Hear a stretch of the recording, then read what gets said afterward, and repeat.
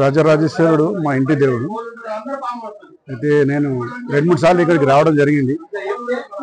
అందులో ఒకసారి టెంపుల్ లోపలికి పోయినాము. అయితే చాలా ఇన్కన్వీనియంట్ ఉండే. మేము భార్యాభర్తలం ఇద్దరం కూడా నిల్చోవడానికి చాలా ప్లేస్ లేకుండా చాలా చిన్నగా ఉండే. ఆ రోజు అనుకున్నాం ఒకనాడు కాకుండా ఒకనాడు దీన్ని పెద్దగా కట్టించాలని.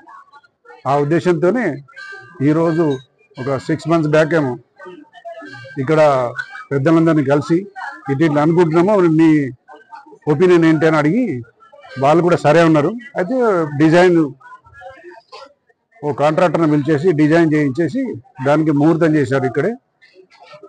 అదే ఈరోజు ఇంత మహనీయమైన మహోత్సవము జరగడానికి మీరంతా చేసిన సహాయము, తర్వాత మా కుటుంబ సభ్యులు కూడా ఇచ్చిన దాతలు అందరికీ ధన్యవాదాలు.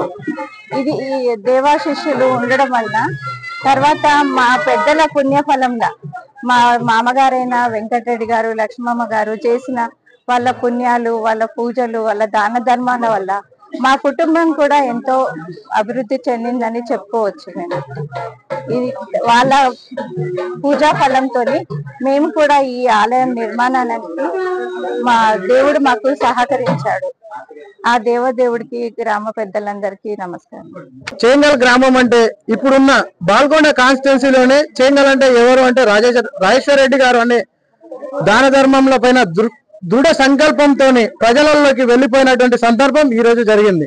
ఎందుకనగా ఎటువంటి ఆశయం లేకుండా, ఎటువంటి ఆర్భాటాలు లేకుండా చేంగల్ గ్రామాన్ని ముందుకు తీసుకెళ్లడానికి వారి సాయశక్తుల కృషి చేసి అతి తక్కువ సమయంలో విభిన్నమైన కార్యక్రమాలు చేపట్టి మాకు అవసరం ఇది ఉన్నది అని అంటే తద్వారానే వెంటనే చేస్తున్నటువంటి వారికి చేంగల్ గ్రామ ప్రజలందరి తరఫున మేము ప్రత్యేకంగా ధన్యవాదాలు తెలుపుతున్నాము. ఈ రోజు శివాలయం కొరకు ఏమైనా ఎక్కువ తక్కువ ఖర్చులు ఉన్నా చూడరా బాబు అని చెప్పిండు. ఎప్పుడు కూడా లెక్కలు చేయకుండా మాకు సహాయం చేసిండు. మేము వారి పట్ల కృతజ్ఞతా భావంతో ఎప్పుడు వారి కోసం చేంగల్ గ్రామ ప్రజలందరూ కష్టపడుతునే వారిని భగవంతులాగా నామస్మరణ చేయించుకునే విధంగా వారు కార్యక్రమాలు చేసిర్రు.